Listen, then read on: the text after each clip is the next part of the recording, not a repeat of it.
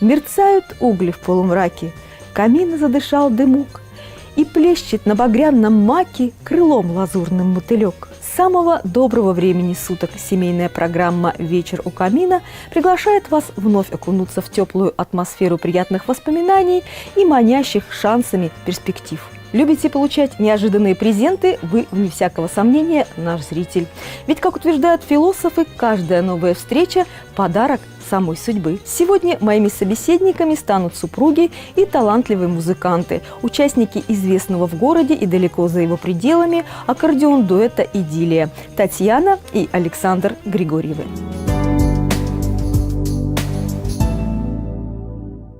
Здравствуйте, Александр. Здравствуйте, Татьяна. Очень рада видеть вас в нашей уютной гостиной. И по счастливому стечению обстоятельств практически все пары, которые приходят к нам в Новом году, вот отпраздновали или собираются отпраздновать очередной свадебный юбилей.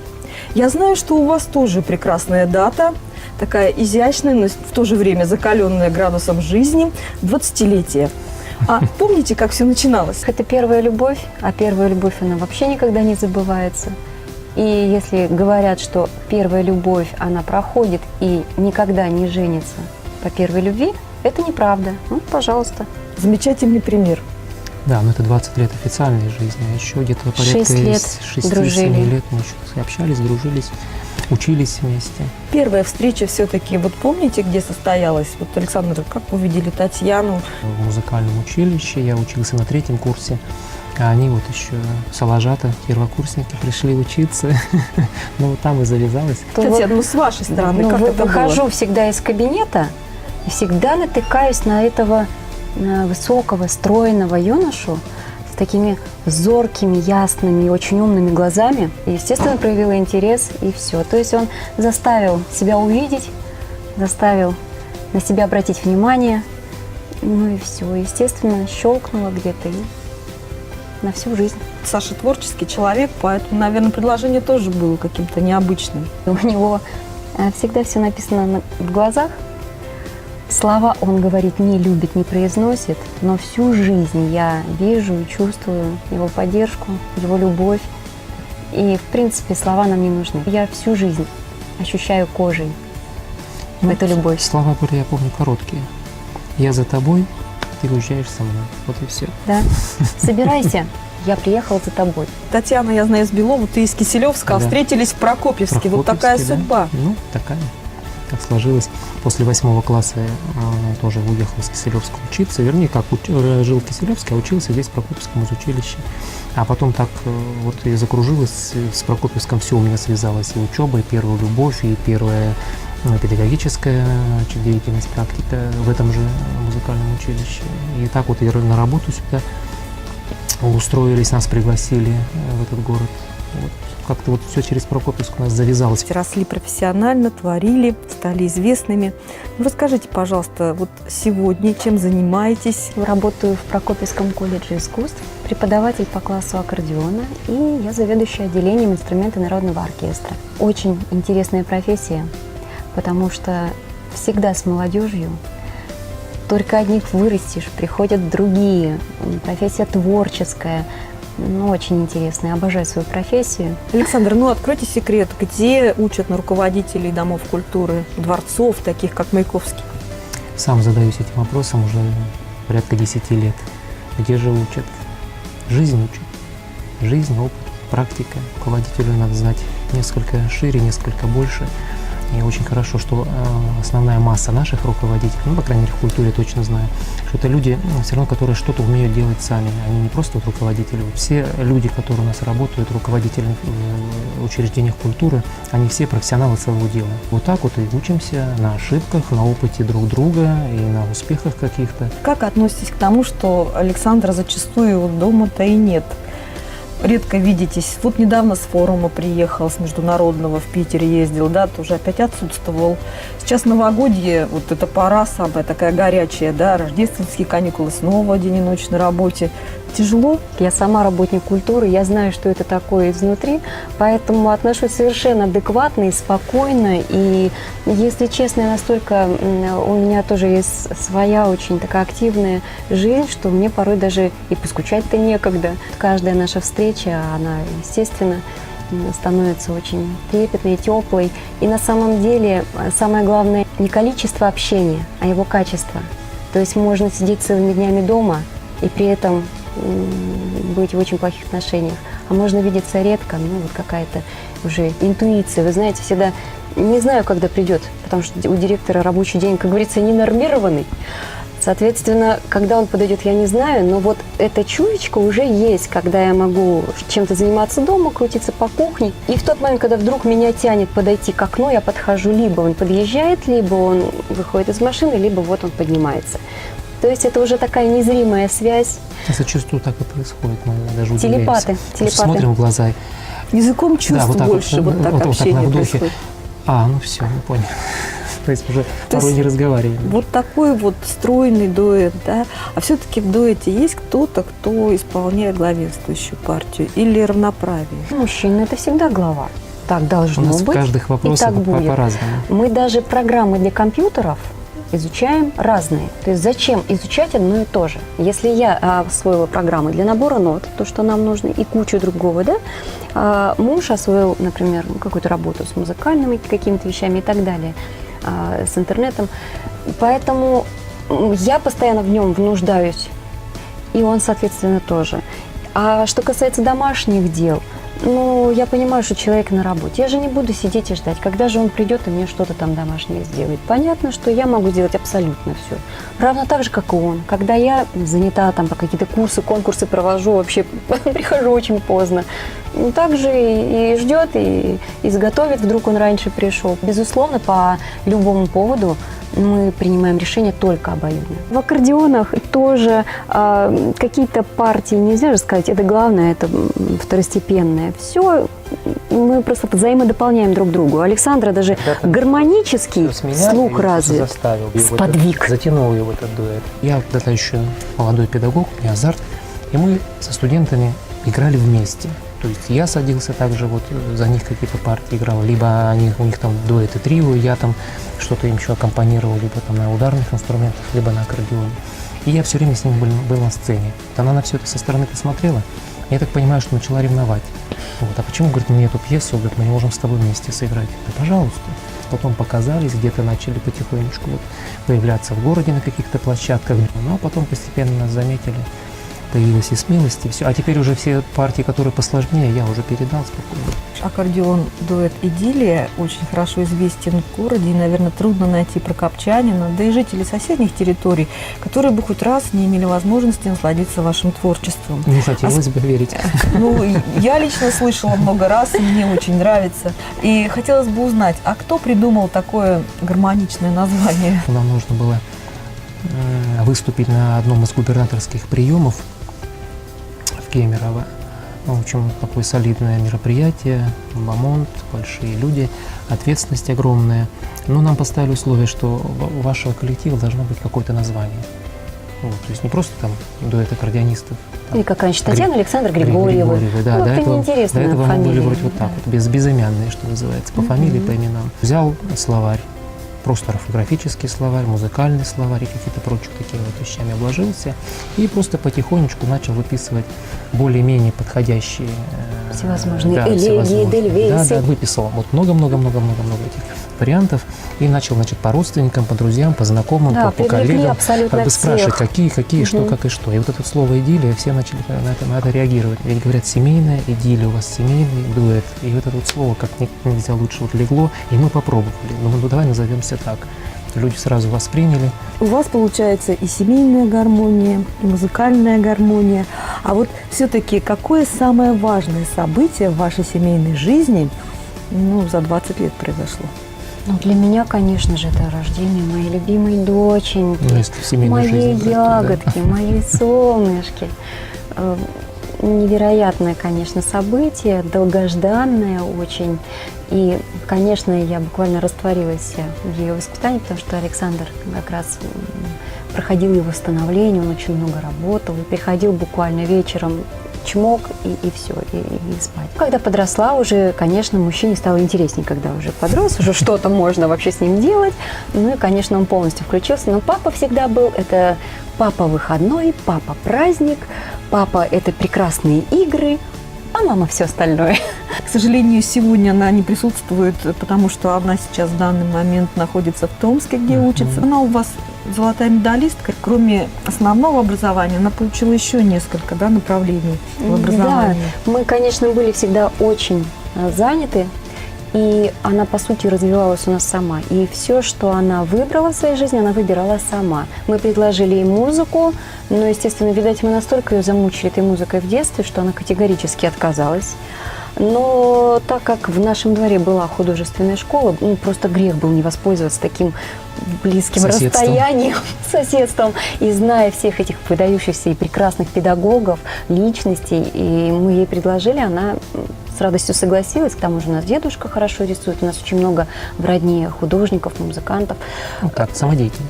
Да, любители, но на очень высоком уровне. И она пошла, закончила художественную школу. Потом ее потянула к языкам. Она закончила английскую школу, получила сертификат уровень FCE, чем мы были очень горды и рады. Занималась активно спортом. Я научила ее кататься на коньках. Естественно, поставила на горные лыжи, удивилась, что у нее с первого раза все получилось. На коньках с первого раза. То есть Сразу ребенок понятно, талантливый. кто занимался воспитанием. Знания, которые вот она здесь получила благодаря вашей поддержке, сегодня помогают ей в становлении. Она учится на историческом факультете, международные отношения. Языки, конечно, там присутствуют. Сейчас она взяла еще второй язык, потом будет еще третий язык. Видимо, слух музыкальный есть в любом случае, потому что именно люди с музыкальным слухом очень легко осваивают языки. Вообще она, конечно, историк, она обожает историю. И мне нравится, когда она готовилась к ЕГЭ по истории, она сдавала историю на 94 балла, историю сдала. Молодец. И заходит на кухню, а у меня часы электронные на печке. Например, 16:42, она такая, 1642. И все, что касается, все реформы, кто правил, кто... и так далее. Проходит там часочек, заходит, так, 1756, и понеслось. Вот, я и 1756 Моцарт родился, Вольфганг Амадей и так далее. А она мне о своей истории. Ну, в общем, любит истории, общаться с ней одно наслаждение, потому что такая глубина, столько знаний. Все-таки музыкальные гены, они не прошли совсем мимо, да, что на 16-летие она попросила у вас необычный подарок. Да. И успешно его освоила. Ну, это был вообще сюрприз абсолютный. Буквально перед днем рождения она говорит, я хотела бы поиграть на ударных инструментах. Я говорю, на каких? То есть, трещотки, бубны, что она имеет в виду? На ударной установке. Ну, безусловно, мама реагирует сразу на любое ее какое-нибудь, потому что я знаю, что просто так этот ребенок ничего не говорит. Я ее хватаю, везу в музыкальное училище, там преподаватель по ударным инструментам ее прослушал, выходит удивленный, говорит, чувство ритма железное. То есть мы никогда не слышали, как она поет, если у нее слух. Но дар, все-таки чувство ритма для музыканта вообще в приоритете. Слух можно развить, звуковысотность, а чувство ритма, если оно есть, то оно есть, если нет, то нет. Но если учесть еще, что у нас папа играл всегда на ударных инструментах, у нас 10 родной брат Александра, Володя, он солист, он на ударных инструментах в оркестре играет. То есть артист губернаторского симфонического оркестра, группа ударных инструментов. Да. То есть уже династия такая. Мне это тоже очень нравилось. Вот, и это расширяет и кругозор, и сферу потом применения своих талантов и знаний. Мы купили ей ударную установку. Она электронная, слава богу, к счастью, соседей. Но им все равно достается. Вот, конечно, мы приносим им извинения. Ну, что делать? Ради детей чего сделаешь? Может, что смог, сделал, уже и резинки подложил, чтобы минимизировать шум. Ну, все равно вот. И она успешно начала осваивать это самостоятельно. Сначала видеоуроки из интернета, Потом мы брали частные уроки у преподавателя на Красной Горке во Дворце культуры. Она занималась, играла в группе, в рок-группе. Вот, потом она перешла в ДК Маяковского вот, к нам. У нас там тоже такой крепкий, обширный уже со стажем рок-клуб, которому больше 25 лет. У нас там 6 молодежных рок-групп. И вот одна из самых маститых, знаменитых, графиня Глория, вот они узнали и пригласили. Мы не препятствовали. Ну, благодаря видео из вашего семейного архива у нас есть отличная возможность посмотреть один фрагмент фестиваля, где можно оценить, насколько здорово Анна освоила игру на ударной установке.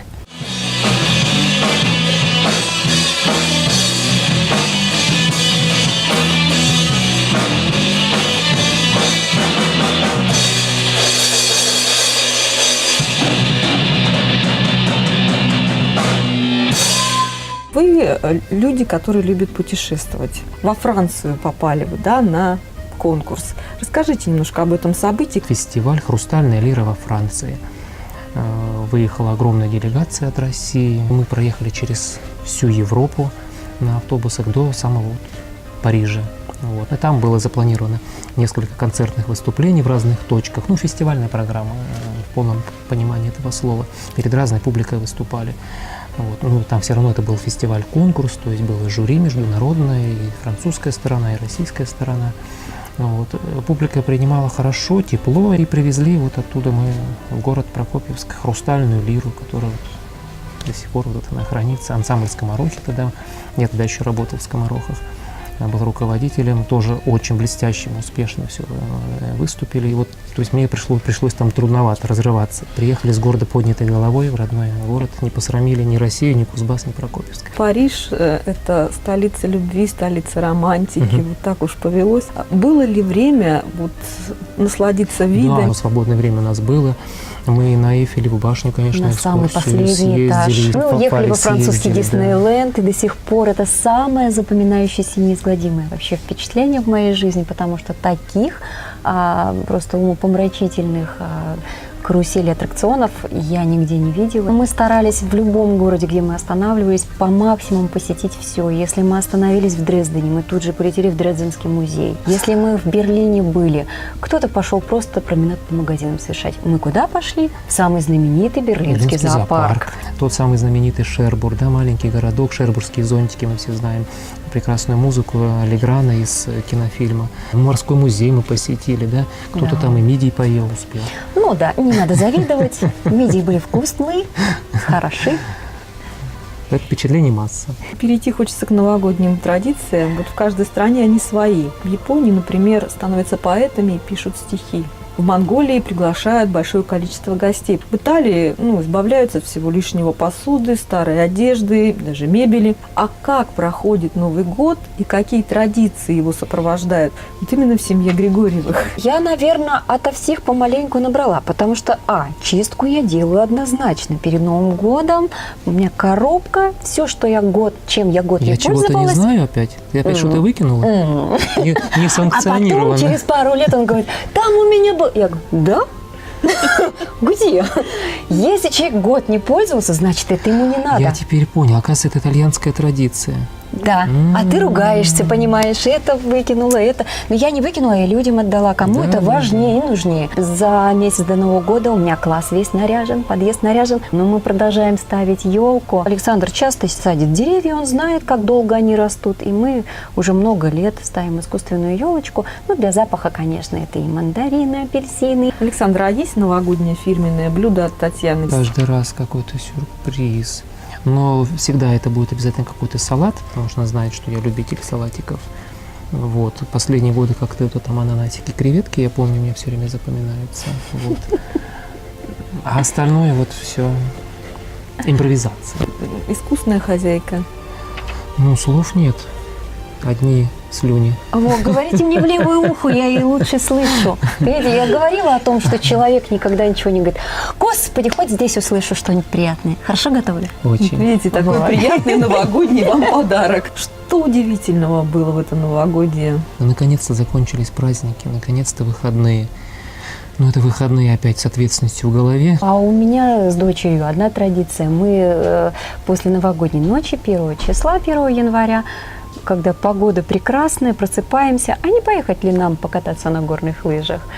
И такая красота в этот день, просто гора совершенно пустая, она вся для нас. У нас сегодня смотрит большая женская аудитория. Ну, какие-то советы, на что в первую очередь нужно обращать внимание, собираясь куда-то в мероприятие. Тем более вы часто бываете на людях и, наверное, большой опыт в этом имеете. Я, конечно, предпочитаю всегда комфорт. Для меня все, что комфортно, это значит хорошо. Удивляет иногда она вас своими преображениями? Большую часть гардероба мы выбираем вместе. Я что-то одеваю, приношу, кручусь, думаю, о, классно, мне нравится сейчас. А она так, ладно, ухожу. Думаю, ну ладно, надену, ну чисто показывать. Выхожу, такой, во! То есть здесь, конечно, у нас... Ну и потом разочаровываться, я думаю, не приходится в том, что согласились с Александром, правда? Да. Могу только сама сделать вывод и дать совет нашим телезрительницам. Прислушайтесь к мнению мужа, и тогда у вас обязательно все будет хорошо. У вас прекрасный аккордеон-дуэт, и произведения, которые звучат в вашем исполнении, они вот просто не могут не трогать за душу. И я не могу не воспользоваться возможностью попросить вас подарить нашим телезрителям небольшой музыкальный подарок.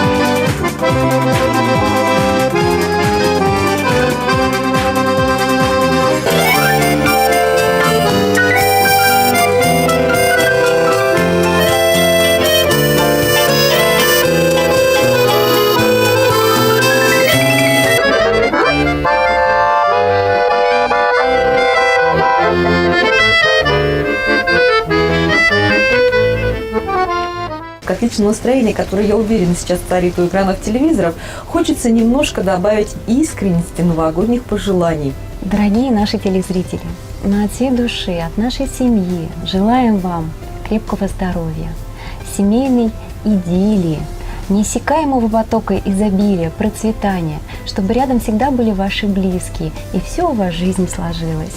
Да, всем удачи, счастья в делах, хорошего настроения. Искренне ваши, дуэт «Идиллия». Ну а мне хочется поблагодарить вас за то, что провели с нами этот замечательный вечер у камина, и пожелать вам дальнейших творческих и семейных успехов. И надеяться на новую встречу.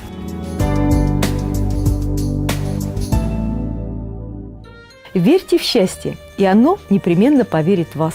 Истина, которую не устают доказывать гости нашей программы. А я прощаюсь с вами до новой встречи у камина, которая состоится завтра. Буду ждать с нетерпением.